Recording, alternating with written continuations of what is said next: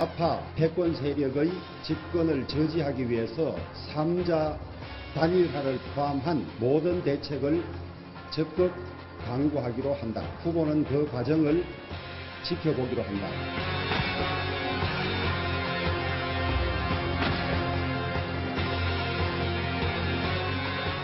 상당부고 연합인지 단일화인지 그 집의 일을 우리가 상관을 빼놓고 우리는 그대로 하겠다. 제안을 하더라도 논의하지 않겠습니다.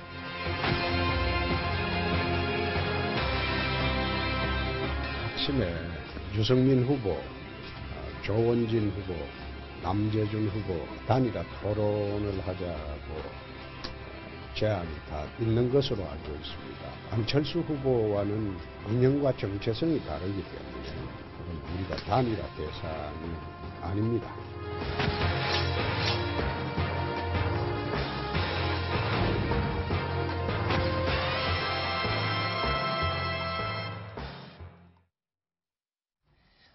이 단일화라는 게요, 1위와 조금 아쉬운 차이가 나는 2위가 아쉬워서 3위, 4위와 합치는 거는 이해가 되는데, 근데 지금 5위가 2위한테 와갖고 3위와 다시 합치자고 이렇게 얘기를 합니다. 이렇게 되면은, 자, 2위가 뭐가 아쉬워서, 그러죠? 뭐 얻는 게 좀 있어야 될 거 아닙니까? 5위가 당연히 2위와 합치면 얻는 게 있겠죠.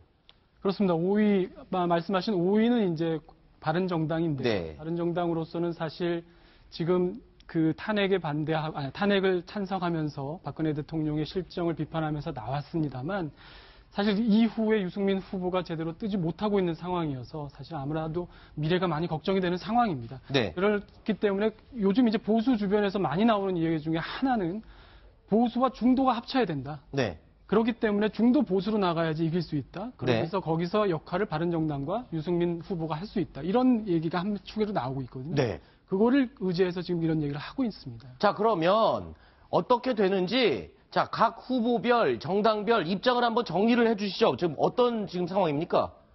네, 지금 일단은 아까 바른정당에서는 당 차원에서는 단일화를 얘기했지만 네. 유승민 후보 본인은 물론 오늘은 지켜보겠다는 말로 약간의 여지를 두긴 했습니다만 완주할 네. 거라는 뜻은 변함이 없는 것 같고요. 아직까지. 네. 안철수 후보는 뭐 언제나 그전에도 그랬고 단일화는 없다. 나와 문재인 후보 1대1 대결이다. 이렇게 했습니다. 네. 그러니까 지금 홍준- 바른정당에서는 우리 이렇게 셋이 다 합치자. 그런 거죠. 라고 얘기를 했는데, 정작 후보 본인이 하기 싫다고 얘기를 하고 있습니다. 그렇습니다. 양쪽에 완주를 호응도 하겠다. 없고, 네. 그리고 홍준표 후보 쪽에서는 바른정당에서 셋이 합치자 그랬더니 아니다. 우리끼리 합치자. 네. 이렇게 얘기를 하는 거죠. 그렇습니다. 보수 진영에서 나오고 있는 이른바 자강론이라는 건데요. 네. 보수끼리 힘을 합쳐서 독자적으로 후보를 내면 이길 수 있다라는 그런 생각입니다. 네. 그리고 결국에 또, 이 안철수 후보는 합치자는 얘기에 아니다, 난 혼자 가겠다. 그러니까 셋이 지금 다 다른 동상이몽을 꿈꾸고 있는 상황인데, 자, 그럼 여기서요, 지금 2위를 달리고 있는 국민의당 입장이 제일 궁금합니다. 이 제안을 어떻게 생각하고 있을지 박지원 국민의당 대표가 전화로 연결돼 있습니다. 대표님 안녕하십니까? 안녕하세요. 박지원입니다. 네. 자, 바른정당에서 연대를 제안해 온다면, 자, 국민의당 전혀 그럴 생각이 없으신 겁니까? 어떻습니까? 한마디로 없습니다. 네. 그리고 우리는 5%대의 지지를 유지하면서도 네. 안철수 후보께서는 소위 자강론을 얘기했습니다. 어떠한 경우에도 우리는 우리의 길을 가겠다. 네. 확실하게 밝힙니다. 안철수 후보의 입장과 생각도 바뀐 게 전혀 없는 거죠? 없다고 보시면 됩니다. 네. 자, 그런데 오늘 오전에 손학규 지금 위원장이 바른정당과의 연대를 심각하게 고려를 해봐야 된다라는 발언을 했습니다. 손학규 위원장, 네네. 손학규 위원장께서 경선 과정에서도 네. 그러한 말씀을 하셨고, 또 우리 당내에도 여러 의견이 있지만은 다수의 의견은 자강론입니다. 따라서 어떠한 당에서 연대를 하자. 네. 그래도 분명히 없다는 것을 다시 한번 밝힙니다. 네. 자, 유승민 후보의 지지율이 4%, 그리고 또 홍준표 후보 측에서는 안철수 후보와는 단일화 전혀 하지 않겠다, 이렇게 얘기를 했습니다. 그런데 홍준표 후보와 유승민 후보 합쳐도 그닥 큰 효과를 보진 못할 것 같은데요. 홍준표 후보 측에 하실 말씀이 있을 것 같은데요. 거기에서 우리가 하고 싶은 말씀을 먼저 해주셔서 감사합니다. 네. 홍준표 후보가 우리 국민의당과 단일화를 제안하더라도 거듭 말씀드리지만 하지 않는다 하는 것을 분명히 밝힙니다. 네. 자, 그런데 오늘 여론조사 나온 내용을 보니까요. 지금 안철수 후보의 지지율이, 즉 보수나 중도층이라고 분류되는 유권자들의 지지율이 홍준표 후보 쪽으로 많이 간 걸로 분석이 나오고 있습니다. 이 부분에 대해서는 어떻게 전략을 세우고 계신가요?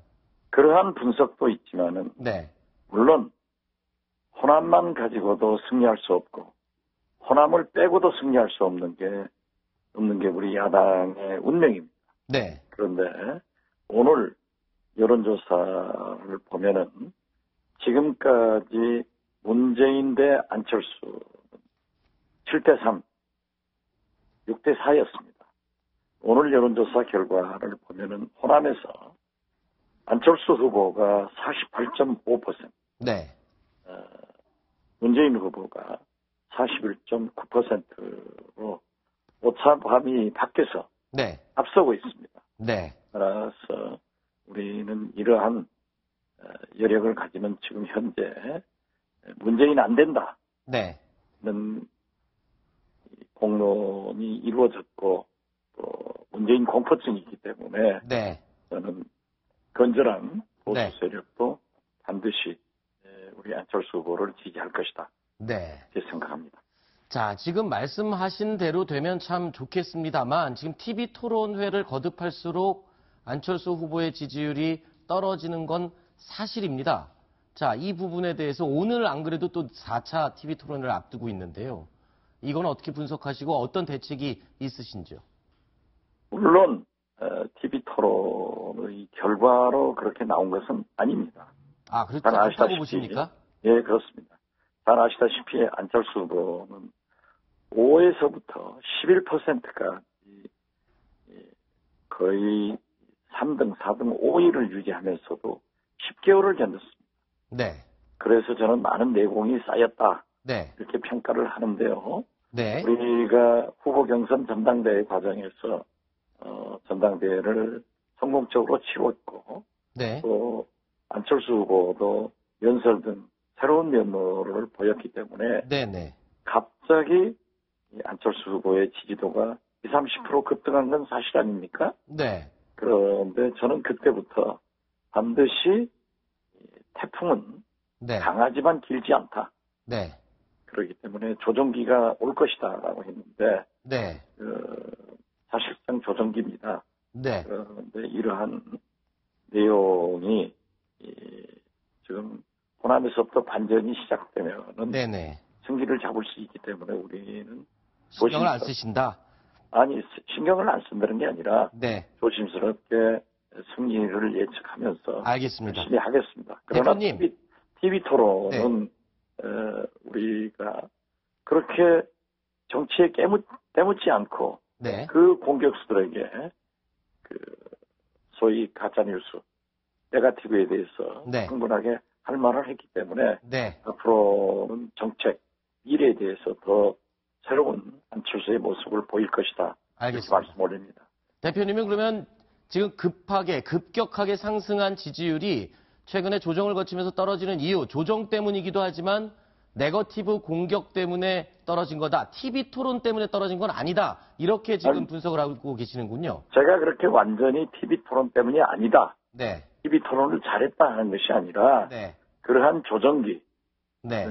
민주당 문재인 후보 측의 네거티브 문자 폭탄 등 네. 그러한 선전, 알겠습니다. 그리고 TV 토론도 그 선수들에게 네. 말려든 건 사실입니다. 네. 그렇기 때문에 안철수의 진노력을 저는 통합, 개혁, 네. 그리고 미래에 대해서 앞으로 TV 토론에서도 네. 그러한 방향으로 잘 할 것이다. 네. 이렇게 기대를 걸고 있습니다. 알겠습니다. 대표님 하나 제가 조심스럽게 여쭤보고 싶은 게요. 조금 전에 그 호남 지지율이 지금 안철수 후보가 문재인 후보를 앞섰다 그렇게 말씀을 하셨는데 어느 조사기관의 데이터였고 언제적 조사였는지 제가 좀 여쭤봐도 될까요? 저희가 지금 선거를 앞두고 있어서 좀 예민한 시기여서요. 저희 방송을 예. 잘못 나가면 안 되기 때문에 제가 조사는요. 22일부터 24일까지 네. 여론조사를 한 것이고 네. 오늘 그 보도가 됐는데 네. 그 어디에서 여론조사를 했는가 하는 것은 지금 제가 알겠습니다. 자료를 안 가지고 있네요. 예, 저희가 그러나 지금 분명히 확인하지 않은 저도 내용이기 말씀드리지만, 때문에요. 네네. 아니 분명히 말씀드리지만 오늘 언론에 보도가 됐습니다. 네, 알겠습니다. 그래서 48.5대 네, 41.9로 알겠습니다. 오차 범위 내에서 이겼다 이렇게 말씀드립니다. 알겠습니다. 저희가 오늘 프로그램 뉴스를 준비를 하면서 그 데이터를 저희가 확인하지 않았기 때문에 그거는 그 대표님의 개인적인 그 내용이고 저희가 공식적으로 아니 준비한 내용 개인적인 의견이 아니고 네. 내용이 아니고 저희가 확인을 안 해서 그렇습니다. 알겠습니다. 예. 자, 마지막으로 하나만 여쭙겠습니다. 안철수 후보가 당선이 돼도 국민의당에서는 총리를 맡지 않겠다라고 말을 하셨는데 내각 구성 자체에도 전혀 관여를 안 하실 생각인지요? 저 개인적으로는 제가 할 이유가 없을 겁니다. 네. 예, 그리고 저는 어떠한 공직도 맡지 않겠다. 임명직 공직은 맡지 않는다라고 했고 네. 또 이것을 사전에 안철수 후보가 확정됐을 때 네. 선거운동 전에 둘이서 나눈 얘기이고 이것을 국민들한테 발표했기 때문에 네. 저는 제 나이도 있고 네. 이제 그만해야죠. 네네.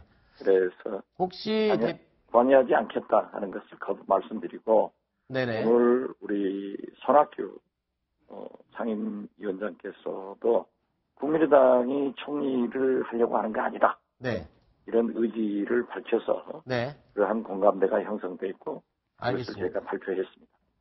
자, 대표님 혹시 방금 말씀하신 내각에도 전혀 개입하지 않고 만약에 당선됐을 경우에 이 말은 혹시 상황이다 뭐 이런 부분을 지적을 의식하셔서 하시는 말씀은 아니신가요? 그러한 비난에 네. 제가 눈 깜짝할 사람이 아닙니다.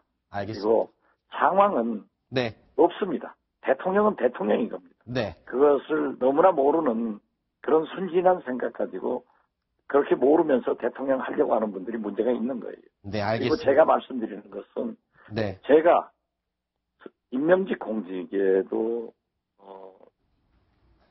진출을 안 하지만은 네. 또 그런다고 제가 내각 구성에나 이런 문제에 대해서 개입하지 않겠다 하는 말씀을 드렸습니다. 알겠습니다. 자, 바쁘신 중에 오늘 전화 연결 응해주셔서 고맙습니다, 대표님. 네, 감사합니다. 네. 자, 지금 바른정당이 원하는 것은 사실 한국당이 아니라 국민의당이지 않습니까? 그렇습니다. 네. 바른정당은 사실 합리적 보수, 개혁적 보수를 표방하고 중도의 온건층을 흡수하겠다는 생각으로 만들어진 정당이기 때문에요. 자신들이 박차고 나온 자유한국당과 동일시되거나 같이 가는 것에 대해서 상당히 큰 부담이 있을 겁니다. 네. 그렇기 때문에 역시 중도 보수의 또는 중도 개혁의 이미지가 있는 그리고 그런 가치를 표방하는 국민의당과 함께 가기를 일단 원하는 거죠. 네.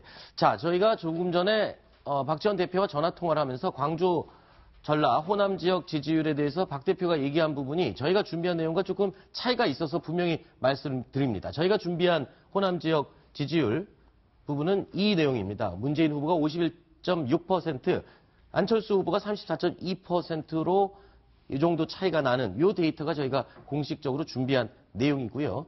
전화 내용 중의 내용은 저희 프로그램과는 관련 없는 내용이었다는 점, 확인을 아직 저희가 하지 못했다는 점을 다시 한번 분명히 알려드리겠습니다.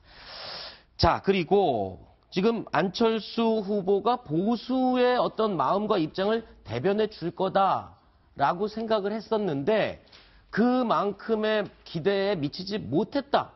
이런 마음이 혹시 홍준표 후보 쪽으로 떠나간 안철수 후보의 지지율이 있지 않나 이런 생각이 들거든요. 네, 원인은 잠시 후에 짚어보고요. 네. 일단 지금 현재 변화부터 말씀을 드리겠습니다. 네네. 좀 보수층이 지지하는 후보부터 보시겠는데요.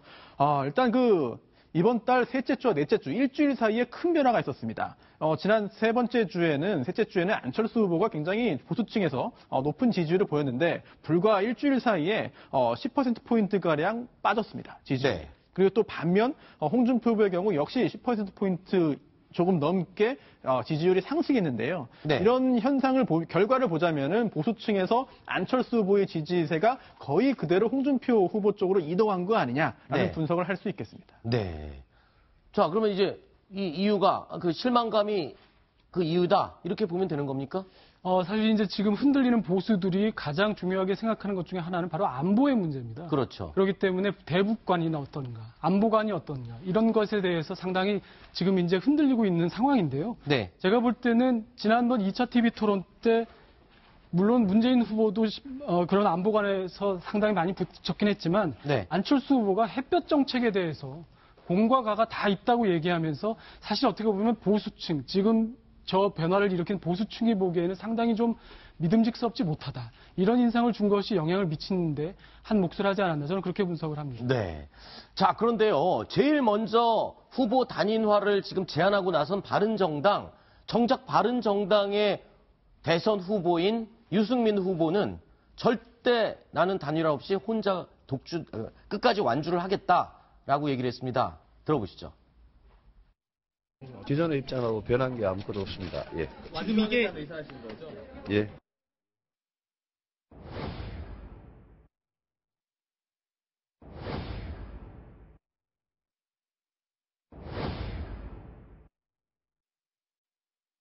결국은 결정은 후보가 하는 것이고 그 후보의 결정을 대다수 의원들은 존중한다는 분위기입니다. 최종 결론은 후보의 외로운 결정을 당은 존중할 수밖에 없다. 자, 이 막판 며칠을 남겨놓지 않은 상황에서 후보 단일화가 성사될지, 그리고 또 성사되더라도 그게 지금 판도에 영향을 미칠지, 이게 궁금합니다. 우리 뉴스탑10 뉴스 전문가들께서는 어떤 생각을 갖고 계신지 한번 여쭤보겠습니다. 민동영 차장께 묻겠습니다. 자, 어떤 시나리오가 가능하다고 생각합니까? 이 단일화가 성공할 수 있을까요? 일단 단일화는 오늘도 각 정당들, 단일화를 주장한 정당들이나 그것을 거부한 정당들이 얘기한 것처럼 4월 30일이 사실상 마지노선입니다. 29일이죠. 4월 30일이면 투표 용지가 기입이 다 됩니다. 그렇기 때문에 지금으로 봐서는 바른정당과 자유한국당이 사실상 가능은 합니다. 단일화가 가능합니다. 저는 국민의당과 같이 하는 것은 어렵다고 보고요. 그러나 그것이 기존의 보수, 기존의 이 나라를 또는 실정을 한 박근혜 전 대통령으로 대표되는 그 모습으로 다시 돌아간다는 것, 그런 이미지로 나간다면 상당히 어렵고 승리하기는 아주 어렵습니다. 그렇군요. 단일화 협상이 연대하더라도 패배할 것이다 생각을 말씀해 주셨고, 손수호 변호사의 생각 듣겠습니다. 네. 저는 단일화 협상 결렬되지 않을 것 같습니다. 근데 왜냐면은 결렬되지 않는다는 게 협상이 이루어진다는 게 아니고요. 아예 공식적으로 그 협상 자체도 이루어지지 않을 것 같습니다. 왜냐하면 현재 그 세 개 정당에서 모두 이 협상이 이루어진다면 진행되는 것 자체가 모두 그 불리한 영향을 미칠 수 있을 것이기 때문에 네. 공식적인 협상이 없을 것으로 보이고요. 네. 설령 단일화가 이루어진다 하더라도 네. 대선에서 이기기는 쉽지 않아 보입니다. 왜냐하면 지금 현재 세 정당의 지지율, 세 정당 후보의 지지율을 합한다 하더라도 네. 그게 그대로 다 더해지진 않을 것 같아요. 네. 그렇다면 이탈표가 생기고 또 반대로 실망한 그 일부 지지자들은 또 문재인 후보 쪽으로 갈 수 있기 때문에 결국은 단일화 협상이 어렵사리 성사된다 하더라도 대선 승리는 여전히 힘든 것이 아닌가 생각됩니다. 그렇군요. 자, 두 분이 다 부정적인 얘기를 했습니다. 특히나 또 1대1대1, 아니, 그러니까 1+1+1+가 3이 되는 게 아닐 수도 있다. 이런 얘기를 해주셨는데, 자, 서정보 편집장의 얘기 듣겠습니다. 예, 저도 그 비슷한 의견을 갖고 있습니다만, 이상적으로 본다면 이 3당이 단일화한다면 저는 박빙의 승부는 펼칠 수 있을 것이라고 보고 있습니다. 하지만 지금 이 3당의 지지층들은 보수 진보, 그리고 영남 호남, 그리고 나이 드신 분과 이 젊은 층, 이렇게 모든 세대를 사실 아우르고 있기 때문에 이들을 이 짧은 기간에 화학적으로 결합해서 뭔가 하나의 결과물을 만들어낸다는 것은 정말 시간도 부족하고 그만큼 비전도 없고 어떤 세력도 없고, 그래서 저는 실질적으로는 단일화가 불가능하다 이렇게 보고 있습니다. 그렇군요. 자, 정치 공학적으로 보면은 가능하지만 현실적으로 볼 때 또는 화학적으로 작용을 해서 합칠 수가 없을 것이다. 이런 해석을 주셨고요. 심정숙 차장의 얘기 듣겠습니다. 네, 저도 단일화가 역대 모든 선거에선 있었지만 이번에는 불가능하지 않을까. 제가 그 각 당에 지금 국민의당, 바른당, 그다음에 한국당의 지금 상황을 한번 실제 정말로 후보들은 완주한다고 하지만 물밑에서는 뭔가 협상이 있을까 하고 그 취재를 직접 해봤는데요. 국민의당 같은 경우에는 그냥 유승민, 홍준표 두 사람이 사퇴하라는 입장입니다. 안철수가 후보할 테니까 협상이고 멀고 없이 그냥 너는 사퇴하라는 입장에 오히려 가깝고, 바른정당 같은 경우에는 여기는 약간 뭐랄까요, 이렇게 이합집산입니다. 일부 바른정당 의원들 지금 33명인데 그중에 상당 부분 일부는 이미 한국당으로 다시 복귀할 움직임까지 있다고 합니다. 복귀할 의사까지 전할 정도인 분들이 있고요. 또 일부에서는 안철수 후보와 단일화해야 된다라는 부분에 굉장히 목말라하는 부분이 있고, 그러면서 유승민 후보는 또 완주한다고 하고 있습니다. 지금 단일화를 가장 추진하고 있는 바른정당의 사정이 정말 이렇게 약간은 각계약진이라고 해야 되나요? 이합집산이라고 해야 되나요? 하여튼 이렇게 분열이 돼 있는 상황이고요. 한국당 같은 경우에는요, 한국당 계산은 이렇습니다. 차라리 문재인이 되는 게 낫다. 그러면 다음 어쨌든 대선이 끝난 다음에 원내 일당이 됩니다. 그렇죠. 원내 일당으로 강한 야당으로 남면 우리한테 언젠간 기회가 온다, 이런 계산이기 때문에 네. 유승민 오든 말든 상관없다. 유승민 그리고 원래는 보수 후보기 때문에 그냥 우리 당으로 들어와라, 이런 입장인데, 만약에 정 안 들어오고 싶으면 오지 마라, 이런 기류가 지금 강합니다. 그렇기 때문에 어느 당, 새 주체 중 어느 당도 절실하지가 않습니다. 네. 단일화가 굉장히 이번에는 어렵지 않을까, 그렇게 생각을 해봅니다. 자, 그런데 일반 시청자들 그리고 유권자들께서는 또 그런 생각을 하시는 분들이 꽤 많고, 식사 자리에서, 술자리에서 단일화에 대한 얘기가 쏟아져 나오고 있는 게 사실입니다. 어떻게 될지 계속 지켜보겠습니다.